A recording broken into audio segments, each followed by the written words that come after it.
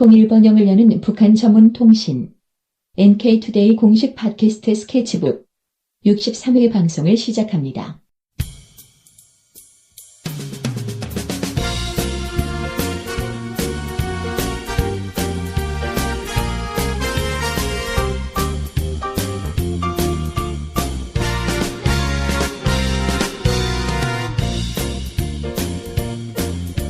안녕하세요, 이동훈 기자입니다. 안녕하세요, 문경환 기자입니다. 네, 오늘 또 이제 러시아 기자 알렉시와의 인터뷰 내용을 소개해드리는 네 번째 시간입니다. 네. 아, 진짜 좀 징그럽죠. 인터뷰 하나 해가지고 정말 네 번이나 방송 뽑아먹는구나. 네, 정말 많은 이야기를 하셨나봐요. 네, 마지막입니다. 네.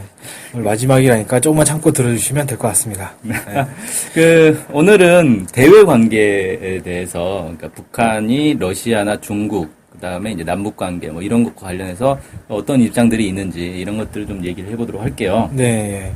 이번에 인터뷰를 하시면서 아주 좀 중요한 소식이라고 해야 되나? 잘 알려지지 않은 소식을 하나 들었다고 제가 알고 있는데요. 어떤 내용인가요? 아, 예. 라진항과 관련해서, 라진 선봉이 이제 특구 아닙니까? 네네. 나선 특별시가 돼가지고, 이 국제 이제 투자를 유치하는 그런 특구가 돼 있는데, 여기에 이제 핵심은 사실 라진항이에요. 네. 라진항이 동해로 나 있는 항구인데 가장 북쪽에 있죠. 북한 입장에서는. 네. 그리고 여기가 이제 중국과 러시아 모두 국경지대다 보니까 중국에서도 물류가 들어오고 러시아에서도 물류가 들어올 수 있게 돼 있단 말이에요. 네. 여기가 아주 중요한 이제 지역이다. 무역 관계에서 매우 중요한 지역이다 이렇게 볼 수가 있는데 여기 이제 그 소문이 나 있는 거는 라진항에 부두가 3개가 있는데 이 제1부두를 중국에서 임차를 했고 그다음 제2부두는 러시아가 임차를 했고 제3부두는 북한이 쓰고 있다. 뭐 이런 식으로 알려져 있었단 말이에요. 네. 그래서 실제 이제 현황이 어떤가 어느 정도 좀 개발이 되어 있는가 이걸 좀 물어봤는데 북한 입장에서는 이 제1부두를 중국에 임차했다라는 걸 모르고 있다고 하는 거예요. 아. 원래 알려지기로는 라진항 제1부두를 중국이 임차를 했다. 그래서 뭐, 팔아 넘겼다 이런 얘기까지, 뭐, 심하게 얘기를 하면. 네. 그렇게까지 이야기하는 걸 제가 본 적이 있는데, 아니라는 말인가요? 이게 약간 좀 불분명한 것 같습니다. 네. 그러니까 이제 팔았다라는 건 좀 말이 안 되는 거고, 임차라는 건 뭐냐면은 빌려주는 거예요. 뭐, 네. 몇 년 동안 뭐 10년이든 20년이든 계약 기간을 결정해 놓고, 이 동안에는 이 부두는 너네 나라에서 써라. 이렇게 이제 해주는 거거든요. 그걸 이제 임차라고 하는데 중국에서 임차를 했다라고 자기도 들었는데 가서 북한 관계자들한테 물어보니까 그게 아니었다라는 거예요. 그게 참 희한한데 어쨌든 이 일부는 지금 사용을 안 하고 있다고 합니다. 네. 근데 아마 중국에서 이 제1부두까지 도로를 놨대요. 네. 도로를 놨으니까 중국에 이제 임차를 했다는 게 근거 없는 소문은 아닌 것 같긴 한데 어쨌든 지금은 아무것도 쓰지 않고 있고 창고만 있다 그래요. 그리고 거기 이제 러시아 사람들한테도 얘기를 들어보니까 중국이 항구 개발에 한 푼도 투자를 안 했다. 이렇게 또 얘기를 합니다. 라진항에 그런 투자가 많이 있었다라는 소문이 있었던 걸 기억하는데. 네, 그래서 이 사실관계를 좀 확인을 할 필요는 있는데 어쨌든 현지 분위기는 중국에서는 아무런 투자도 하지 않고 있고 중국에 임차했다는 사실 자체도 사람들은 모르고 있는 상태. 뭐 이렇게 좀 보면 될 것 같습니다. 네. 어쨌든 뭐 임차를 했는지 안 했는지는 확실하진 않은데 개발은 안 하고 있다. 사용을 안 하고 있다. 네. 아깝죠. 부두 하나를 그냥 놀리고 있는 거니까. 네. 그 다음에 이제 러시아가 제3부두를 이제 임차를 했다. 네. 이렇게 이제 얘기를 하고요. 그래서 러시아가 상당히 좀 투자를 많이 했어요, 여기에. 중국하고는 전혀 다르게. 실제로 러시아 사람들도 상주를 하고 있고, 러시아가 계속 운영을 하고 있고요. 근데 이게 러시아 선박이 들어가려면 이 깊이가 12m가 돼야 된대요. 이 부두의 깊이가. 네. 그래야 이제 러시아 이제 대형 선박들이 들어갈 수 있는데 이게 이제 깊이가 12m가 안 돼가지고 러시아에서 공사를 했다는 거예요. 그래서 현재 5만 톤 정도의 선박이 들어갈 수 있게 이렇게 지금 해놓고 있고. 근데 나머지 부두가 이제 제가 라진항에 부두가 3개 있는 거라고 알고 있었는데 얘기 들어보니까 6개가 있다는 거예요. 네. 6개가 있는데 나머지 부두들은 깊이가 얕아가지고 깊이가 지금 한 5m 정도밖에 안 된다 그래요. 그래서 작은 배만 들어갈 수 있고 큰 선박은 들어가지 못하고 있다. 이렇게 얘기하더라고요. 그럼 큰 선박 들어가려면 러시아처럼 공사를 뭐 추가로 해야 된다든지. 그렇죠. 따로 투자가 더 있어야지 가능하겠네요. 네, 그렇습니다. 뭐 그런 소식도 있었는데 제가 또 얼마 전에 있었던 것 같은데 러시아 군함이 라진항 부두에 뭐 갈 수 있게 한다. 정박할 수 있게 한다. 이런 소식도 있었거든요. 여기에 대해서도 그분이 말씀하셨던 것 같은데. 예, 맞습니다. 그러니까 원래 소문만 돌았고 실제로 그런 결정이 났다는 얘기는 없었어요. 네. 소문만 들었는데 얘기를 들어보니까 러시아는 그럴 필요가 없다 이렇게 얘기를 하더라고요. 그러니까 러시아의 그 제일 큰 해군 기지가 그 근처에 있다는 거예요. 그 이제 거기서 북쪽으로 올라가면 블라디보스톡 항구가 있고 그 위로 더 올라가서 항구가 하나 더 있는데 거기를 얘기한 것 같아요. 네. 그래서 러시아의 태평양 함대도 거기에 있고 그래서 굳이 라진항까지 올 필요가 없고 제가 이제 알기로는 라진항이 부동항이지 않습니까? 네네. 겨울에 안 얼기 때문에 거기가 이제 중요한 이 군사 지역으로 될 수가 있다라고 들었는데 실제로는 지금 지구 온난화 때문에 라진항이 부동항인 것뿐만 아니라 그 위에 블라디보스톡 같은 경우도 사실 거의 부동항에 가까워진 것 같아요. 블라디보스톡 같은 경우에는 그 러시아 옛날 소련 때부터 거기 부동항이니까 아주 중요하게 생각한다 이런 그렇게 배웠던 것 같거든요. 예. 근데 실제로는 부동항이 아니었나 봐요. 그걸 말씀하신 거 들어보니까. 그게 좀 애매한데 사실 겨울에 아주 추우면 어느 경우도 있거든요. 예전에도 한번 사진 나왔는데 그 블라디보스톡 항의 군함이 완전히 그 안개 속을 헤치고 딱 갔는데 얼어붙어가지고 이게 무슨 얼음왕국 뭐 이런 분위기가 나는 그런 경우가 있어요. 그러니까 가끔씩 그렇게 이제 강추위가 얼 수도 있었다. 오는 경우도 있는데 대체로는 별로 이렇게 안 오는 것 같아요. 네. 그래서 사실 굳이 러시아가 라진항에 뭐 군함을 배치한다거나 이럴 필요가 없고 거기다가 군함은 또 이제 크기가 크기 때문에 수심이 아주 깊어야 되는데 라진항은 거기에 적합하지도 않다. 이렇게 얘기하더라고요. 아까 뭐 얕다고 5m 네. 정도라고 하셨으니까. 네. 그러니까 공사를 했긴 했는데 그렇다고 해도 여전히 부족하다는 것처럼 얘기하더라고요. 네. 그래서 실제 사실이 아니다. 이렇게 얘기를 하더라고요. 네, 그렇군요. 정말 잘 몰랐던 사실들, 오해가 있었던 사실들 이런 것들에 대해서 좀 말씀해 주신 것 같네요. 네.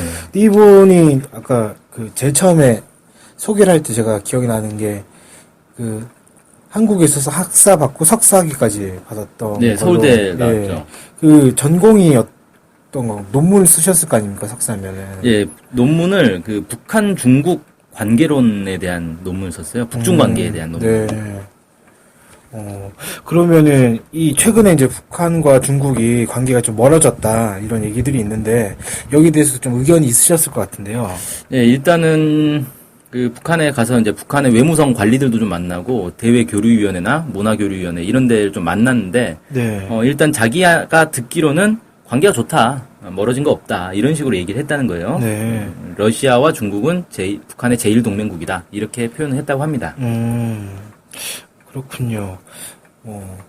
러시아의 위상이 올라갔다라는 느낌이 좀 약간 들긴 하네요. 원래 중국과는 혈맹이고 러시아와는 혈맹이다 이런 얘기는 없었던 것 같은데. 그렇죠. 러시아와 중국을 같이 제일 동맹국이라고 했다고 하니까 러시아 위상이 좀 더 올라간 건 확실한 것 같습니다. 네네. 그러면 이제 아까 방금 말씀드렸듯이 러시아와 북한 관계가 밀접해지고 있는데 이 어떤 원인으로 이렇게 가까워지고 있는지 그걸 분석을 해보셨을 것 같거든요, 이분이. 예, 일단 러시아 입장에서 볼 때 러시아가 이제 최근에 서방 국가들하고 관계가 매우 안 좋아졌어요. 네네. 그 우크라이나 사태 이후로 거의 제재 들어가고 사실 그 이전부터 푸틴 정부가 들어서면서부터 러시아가 지금 서방 국가들하고 계속 이 대립 구도를 겪고 있거든요. 네. 그러다 보니까 러시아는 아시아 국가들과의 관계를 좀 발전시켜야겠다 이런 필요성이 있다는 거예요. 그래서 북한뿐만 아니라 싱가포르, 중국, 일본 이런 아시아 전체와 적극적으로 외교를 하고 있다. 이렇게 얘기를 하고 있고 특히 이제 북한 같은 경우는 1948년부터 북한과 외교를 수교를 하고 상당히 오랜 역사를 공유를 하고 있기 때문에 북한에도 러시아어를 잘하는 사람들이 많고 러시아 외교관들도 북한에서 근무를 많이 했고 네. 뭐 러시아 외교관 같은 경우는 김일성 종합대학 나온 사람들도 많이 있다 그래요. 그래서 러시아하고 북한은 사실 매우 밀접한 이 관계를 가지고 있고 역사도 깊고 2000년대 들어서면서 이 두 나라 정치적 관계가 매우 이제 좋아졌고 그래서 지금은 정치적으로뿐만 아니라 경제적으로 더욱 관계를 깊이 가져가기 위한 그런 노력들을 많이 하고 있다 그래요. 네.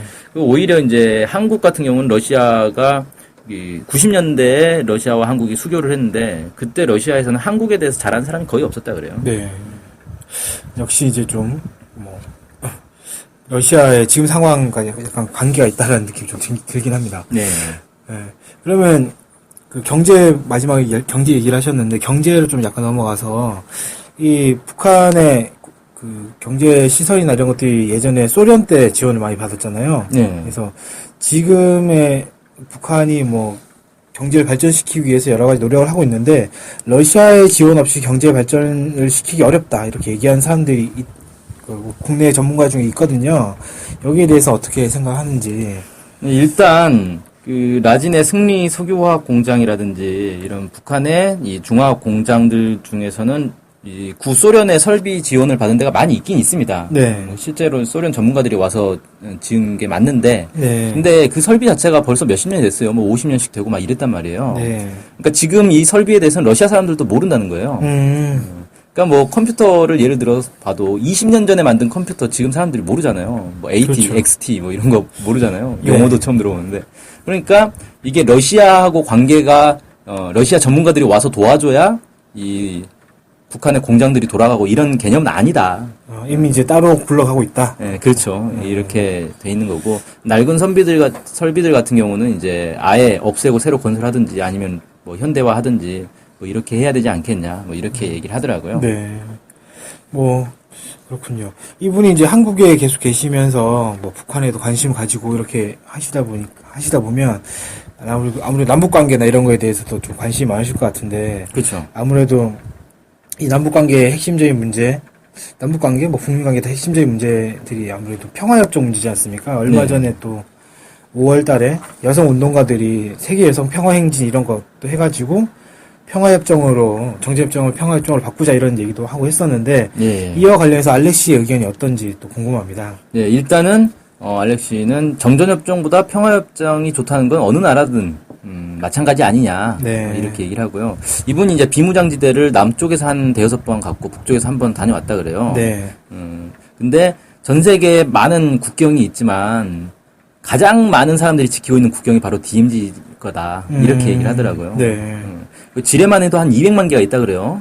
그러니까 이 DMZ 전체 길이가 250km 정도 되는데 여기에 200만 개의 지뢰가 있다는 거는 어마어마한 양이라는 거고. 200만 개가 있다라는 건 한국 사람들도 잘 모를 것 같은데. 네. 이게 또 지뢰가 워낙 이제 오래전부터 묻혀 있는, 뭐 한국 전쟁 때부터 묻었을 거 아니에요. 네. 비가 많이 오면 이 지뢰가 막 떠내려가는 경우도 있고 움직이고 막 그런데요. 네, 실제로 그렇게 해서 뭐 지뢰 폭발 사고도 네, 종종 있죠. 있었죠. 네. 이게 나중에 큰 문제가 될 수 있다. 그래서 이런 이런 문제를 해결하기 위해서라도 평화협정이 꼭 필요하다. 이게 공식적으로 지금 이제 전쟁 상태인 거잖아요. 네네. 전쟁협정이라는 게. 그 러시아의 속담 중에 이런 게 있대요. 나쁜 대화가 좋은 싸움보다 낫다. 그러니까 아무리 좋은 명분의 싸움이 있다 하더라도 대화를 하는 게 그거보단 낫다. 네. 이런 얘기가 있다는 거예요. 어쨌든 평화가 좋다. 그러니까 평화협정이 필요하다. 근데 지금 이제 평화협정이 잘 안 되고 있는 이 원인은 양쪽이 평화협정의 조건을 좀 다르게 생각하는 것 같다. 그래서 이 부분을 이제 의견 일치를 보는 게 지금 이제 필요한 것 아니겠는가, 이렇게 네. 얘기를 했습니다. 예, 뭐 평화협정 얘기가 나왔으니까 한 얘기인데, 이 정전협정이라는 게 미국과 북한 그리고 중국 이렇게 세 나라가 한 거 아니겠습니까? 그러니까 그렇죠. 평화협정이라는 거, 정전협정을 평화협정을 바꾼다는 거는 결국에는 이제 북한과 미국 간의 관계가 핵심 문제일 것 같거든요. 어차피 중국이야 약간 지금은 발을 많이 뗀 상태니까. 네. 그래서 이 북미 간의 협상이라든지 뭐 또는 이제 현재 대치 상태라든지 이런 거에 대해서 좀 타개하기 위해서 협상 뭐 이런 게 필요하긴 한데 안 하고 있잖아요. 네. 이런 상황을 극복하기 위해서 어떤 것들이 필요한지 이분 의견 어떤지 좀 궁금합니다. 네, 이분은 약간 생각이 좀 다른데, 우리는 이제 평화협정 하면은 이 미국과 북한 사이의 어떤 이 협상이 가장 중요하다, 이렇게 좀 보고 있잖아요. 네네. 근데 어쨌든 정전협정은 국제법상으로 유엔과 중국, 북한 이렇게 세 나라가 맺은 거기 때문에 이 문제를 해결하려면 유엔이 좀 주도를 해야 된다. 물론 유엔을 주도하고 있는 게 미국이기 때문에 미국이 나서는 게 맞지만, 그렇다 하더라도 미국이 직접 평화협정을 맺기보다는 유엔을 통해서 해결해야 되는 게 맞지 않겠는가, 이렇게 좀 얘기를 하고 있고요. 네네. 평화협정을 맺는다고 해서 꼭 이게 동맹을 맺는다는 건 아니다. 그래서 뭐 마치 평화협정을 맺으려면 동맹관계로 가야 되는 거냐, 뭐 이렇게 생각하는 사람들도 있지만, 네. 그건 아니기 때문에, 그러니까 평화적 관계를 맺자는 거지 동맹을 하자는 건 아니니까 미국 입장에서도 뭐 북한과 동맹을 어떻게 하면 맺느냐 뭐 이런 식으로 생각할 게 아니다. 이건 아주 높은 단계인 거고 그냥 평화적인 상태로 가기 위해서 평화협정을 맺어야 된다. 전쟁을 일단 끝내자. 지금 급한 거는 전쟁 상태를 끝내는 게 가장 급한 거다. 뭐 이렇게 이제 견해를 피력했습니다. 네. 유엔이 나서서 하는 게 맞지 않느냐라는 좀 약간 새로운 시각이라는 느낌이 좀 들고. 네. 게다가 이제 평화협정이라는 게 동맹이 아니다라는 거. 그것도 이제 우리 한국 사람들이 좀 생각을 해봐야 될 것 같긴 하네요. 마치 이제 평화협정을 맺으면 아주 높은 수준의 어떤 관계가 이루어질 것처럼 생각할 수 있는데 그게 아니다라는 거. 예. 네, 그래서 이런 거 부분 좀 새겨드려야 될 부분인 것 같습니다. 그 외에도 이제 남북 간의 대화가 잘 안 되고 있는데 이 남북 간의 대화를 하기 위해서 어떻게 해야 되는지 이분의 의견은 어떤지 또 한번 궁금합니다. 네, 예. 이분 이제 한국의 정치 제도에 문제가 좀 있다 이렇게 좀 보고 있더라고요. 뭐냐면은 대통령 임기가 한 번밖에 없고 이러다 보니까 대통령이 5년 동안 대북 정책을 추진하다가도 다른 대통령으로 바뀌면 대북 정책이 완전히 바뀐단 말이에요. 네. 그러니까 장기적으로 남북 관계를 계획할 수가 없다. 지금 한국의 상태가. 그러다 보니까 계속 대화가 잘 되다가도 안 되다가도 뭐 정권 바뀔 때마다 오락가락 하는 거 아니냐. 뭐 이게 이제 좀 문제다. 이렇게 네. 좀 얘기를 하고 있고요. 어쨌든 지금 이제 남북이 계속 대화를 못하고 관계가 안 좋은 상황에 있을수록 북한은 이제 중국에 경제적으로 많이 의존하게 된다. 물론 북한이 뭐 중국과 정치적으로 좀 뭐 소원하다 뭐 이런 얘기가 있긴 있지만 여전히 70% 이상의 무역은 중국에 의존하고 있기 때문에 이제 정치적 문제뿐만 아니라 경제적 문제 때문에도 통일은 갈수록 어려워질 수 있다. 네. 특히 이제 경제적 문제에서는 남북 경제 협력이 지금 다 차단되어 있는 게 상당히 심각한 문제다. 이렇게 이제 얘기를 하고 있고요. 단둥에 가가지고 그 한국 사업가들 좀 만났대요. 원래 이 사람들이 이제 북한하고 무역을 하던 사람들인데 네네. 무역 선이 다 끊겨버린 거 아닙니까? 네. 그래서 이 사람들이 오이사 조치를 빨리 바꿔야 된다, 완화해야 된다 이런 얘기를 했다는 거예요. 그 북한 입장에서도 남한하고 협력하는 게 좋다. 왜냐하면 그런 얘기를 한답니다. 북한 사람들이 중국 사람들이 사기를 좀 친대요. 사기를 좀 많이 친대요. 네. 물론 이제 한국 사람들 중에도 뭐 사기 친 사람들이 있지만 훨씬 적다. 한국 사람이 훨씬 낫다. 이렇게 얘기를 한다는 거예요. 네. 네, 어쨌든 오이사 조치가 지금 5년이 지났는데 좀 돌파구를 찾아야 되지 않겠냐 이렇게 얘기를 했습니다. 이분의 말씀은 그러니까 임기가 너무 짧아가지고 연속성이 떨어진다. 그렇죠. 이런 건데 사실 남북 관계 통일 문제 관련해서는 이 전체적인 전 국민적 합의를 이루어가지고 꾸준하게 밀고 나가야 될 것 같은데 지금까지 그게 좀 잘 안 되었다 이런 좀 생각이 들고 이게 이제 6.15 공동선언이나 14선언 같은 경우에도 아주 소중한 성과인데 이게 지금 이제 이행이 안 되는 것도 참 안타깝고 그렇습니다. 그렇죠. 네, 이것만 됐어도 사실 정권이 바뀌든 말든 그건 꼭 이행하겠다 이것만 돼도 이게 될 것 같은데 참 아쉽네요. 그런 부분 좀 지적을 하신 것 같습니다. 네네. 네, 아무래도 이제 좀 궁금했던 부분이긴 한데 원래 5월 달에 그 전승기념일이 있었잖아요, 러시아에. 네, 그렇죠. 그래서 5월 9일이죠. 김정은 제1위원장이 러시아에 간다 이런 얘기가 있었고 여기저기서 계속 뭐 보도가 됐었죠. 이 러시아 기자시다 보니까 이거에 대해서 잘 알고 계실 것 같거든요. 네. 전말이 어떻게 된 건지. 일단 이분 얘기는 오보다. 오보다. 그리고 러시아든 북한이든 김정은 제1위원장이 러시아를 방문한다고 공식적으로 밝힌 적이 없다는 거예요. 이게 오보라고 하니까 좀 약간 이제 황당하긴 한데 네. 어쨌든 러시아에서도 그렇게 보도한 건 아니다. 잘못 알려진 거다. 뭐 이렇게 얘기를 하고 그래서 뭐 김정은 제1위원장이 러시아 방문을 하겠다라고 했다가 무산돼가지고 뭐 서운하지 않겠느냐 뭐 이런 그게 없다는 거예요. 서운하고 말고가 없다. 왜냐하면 애초에 온다는 확답이 없었기 때문에. 근데 러시아 고위급 인사들이 뭐 온다 뭐 이런 계속 그렇게 얘기했잖아요. 예, 그런 식으로 얘기했던 것 같은데. 근데 약간 그러니까 제가 볼 때는 러시아 측에서 약간 오버한 것 같아요. 분위기를 만들려고 온다 막 이런 식으로 분위기를 만들려고 오버했던 것 같은데. 야, 좀 흥행을 시키든지 아니면 실제로 네. 두고게 하든지 뭐 이런 네. 식으로 하려고 그랬던 것 살짝 같습니다. 흘린 거 아니냐. 네. 근데 오히려 이제 그분 얘기는 러시아 입장에서는 북한은 김영남 최고인민회의 상임위원장이 방문했는데 이 사람은 이제 북한 헌법상에 북한을 대표하는 인물이란 말이에요. 대외적으로. 네, 그렇죠. 그러니까 쉽게 말해서 대통령이 온 거나 마찬가지다. 근데 한국은 국회의원 한 명 왔다는 거예요. 그러니까 뭐 한국에 국회의원 300명 있는데 그 중에 한 명 300명 중에 한 명이 그냥 온 거랑 국가의 수반이 온 거랑 러시아 입장에서 볼 땐 북한이 훨씬 성의를 보였다는 거죠. 네. 그래서 오히려 이제 한국에 서운하지 않겠냐, 서운한다면 이렇게 얘기를 하더라고요. 대체로 한국 언론에서는 간다고 했는데 안 가가지고 러시아가 서운할 거다 이런 식으로 막 그렇게 했던 것 같은데 오히려 거꾸로 러시아 기자의 입장에서는 한국이 너무 급이 낮은 사람이 같다 이런 그렇죠. 평가네요. 네. 네. 아무래도 이제 남과 북 다 관심 있으신 분이다 보니까 그런 시각도 가지신 것 같습니다.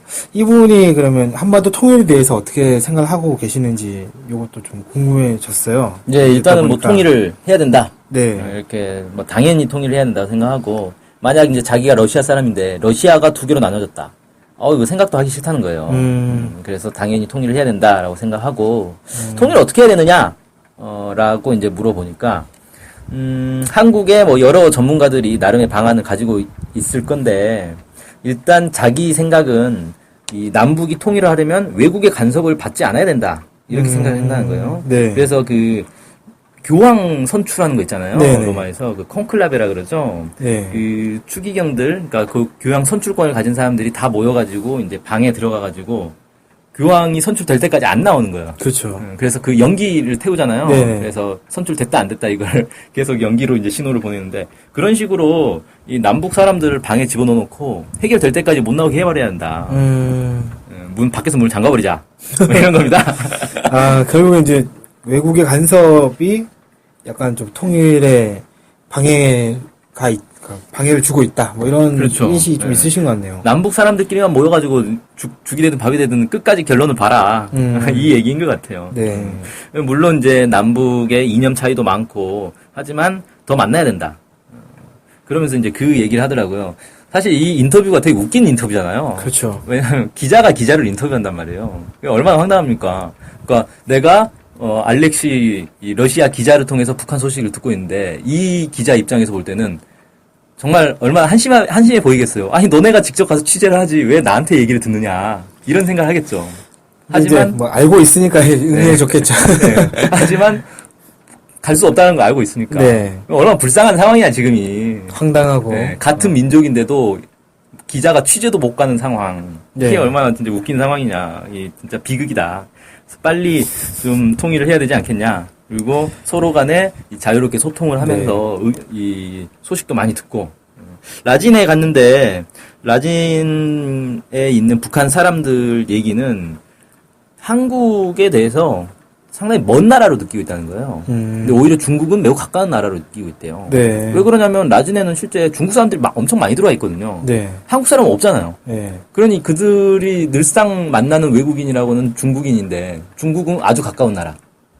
근데 한국인 도대체 볼 수가 없으니까 한국 어디 TV에서나 존재하는 나라 이렇게 느껴지는 거죠. 그렇죠. 가볼 수 있는 것도 아니고 뭐 거기서 온 사람이 많은 것도 아니고. 그렇죠.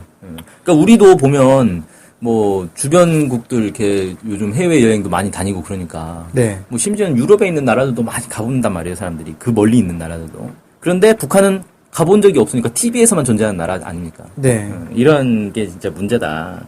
그래서 많이 만나는 게 중요하다. 교류를 좀 많이 해야 된다. 네. 이렇게 얘기를 했습니다. 예.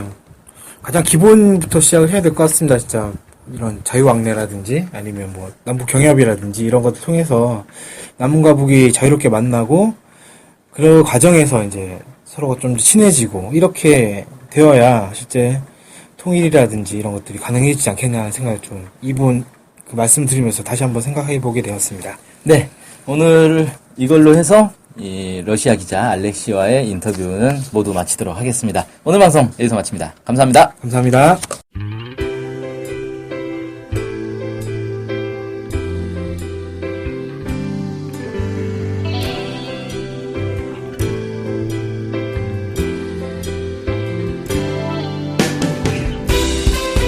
스케치북은 월요일부터 금요일까지 매일 2시에 업로드되는 북한 전문 팟캐스트 방송입니다.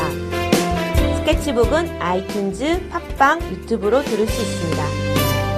정확한 북한 소식을 통해 평화 통일을 앞당기는 NK투데이 공식 팟캐스트 스케치북.